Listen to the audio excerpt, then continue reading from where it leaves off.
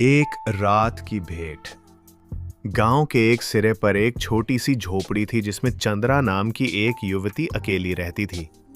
उसका पति सालों पहले किसी बीमारी में चल बसा था। गांव वाले उसे विधवा कहकर तिरस्कृत करते थे, लेकिन वो रोज तुलसी को पानी देती, दीप जलाती और चुपचाप जीवन के कटु स्वाद को मीठे धैर्य से पीती रहती थी। एक दिन घना तूफान आया।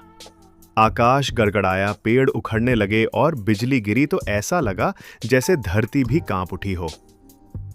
चंद्रा दरवाजा बंद करने ही जा रही थी कि किसी ने दस्तक दी। दरवाजा खोलते ही सामने एक गेरुए वस्त्रधारी साधु खड़ा था। बाल भीगे हुए, आंखों में शांति का समंदर और चेहरे पर दिव्यता का तेज। माता, एक रात की शरण चाहिए, तूफान बहुत प्रबल है। चंद्रा ने एक क्षण को हिचकिचाया, फिर पीछे हट गई। आइए बाबा, भीतर आ जाइए। उस रात उन्होंने चूल्हे पर मूंग की खिचड़ी बनाई।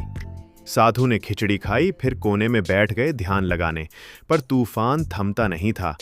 बिजली कड़कती तो दोनों सहम जाते। धीरे धीरे साधु ने आंखें खोली और बोले, मां, जीवन में तू अकेली क्यों रहती है?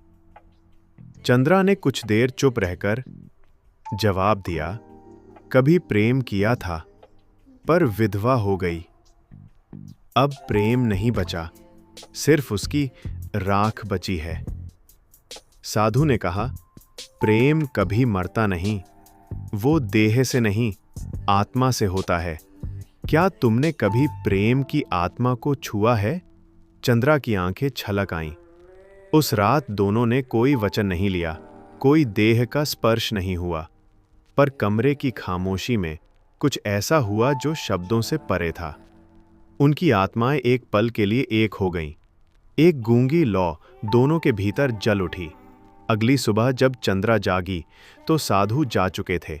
दरवाजे पर तुलसी के नीचे जलता दीपक छोड़ गए थे। साथ में एक कागज रखा था, प्रेम देह से नहीं, आत्मा से होता है। उस रात मैंने प्रेम को देखा, तुम्हारी आंखों में। चंद्रा ने जीवन भर विवाह नहीं किया।